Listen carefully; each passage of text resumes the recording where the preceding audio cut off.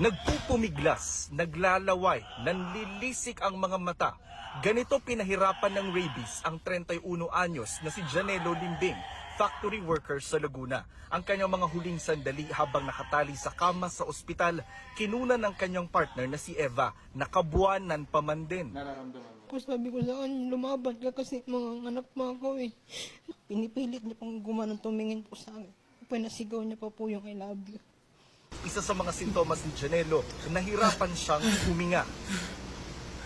Akala ko po sir, ang dahil lang po sa paninigarilyo niya, yung pagbibape lang. Pag inom niya po, as in nalunod po siya. Pag inom niya pong gano'n, as in po parang nalulunod sa dagat, gano'n po. Pag dating po namin ulit dun sa ospital po ng Kabuyaw, may nakita po siyang malaking electric pan, lakas po ng hangin, balot na balot naman po siya, naka-jacket, naka-bonnet. Sabi niya, yung electric pan, alisin nyo. Tapos tumakbo po siya sa labas. Tapos sinabihan na po kami na i-refer daw po kami sa hospital po ng RITM sa Alabang, sa Muntinlupa. In-explain po nila na 48 hours na lang daw po yung itatagal.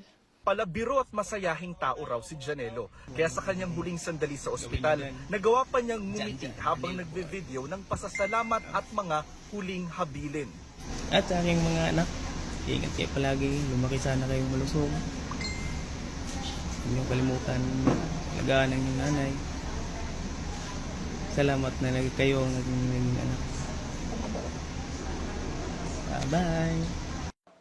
May 15 unang nilagnat si Janelo. Pumanaw siya nitong May 18. Ayon kay Eva, crinimate nila ang labi ni Janelo. Hindi na raw kasi ito pwedeng ipaimbalsamo dahil may rabies pa rin daw ang katawan nito.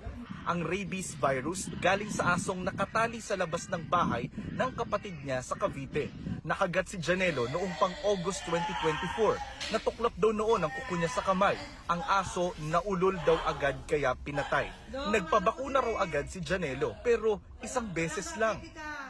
Pinano ko naman po siya, pinapollow up ko naman po na next schedule mo na. Busy nga daw po, sayang naman daw po yung kikitain niya. Posible rin daw na mahalan si Janelo sa bakuna dahil gumastos siya ng 2,500 pesos sa unang shot sa isang private animal bite center.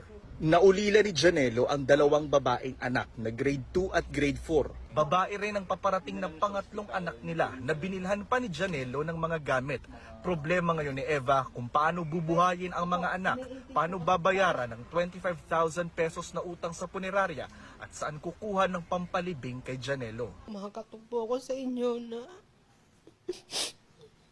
tulungan niyo po ako unang hindi ko po alam kung paano magsisimula para po sa mga anak namin.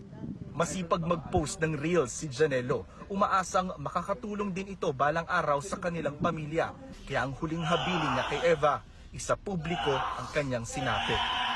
Mula Kabuyaw, Laguna para sa GMA Integrated News, Jonathan Andal, nakatutok, 24 oras.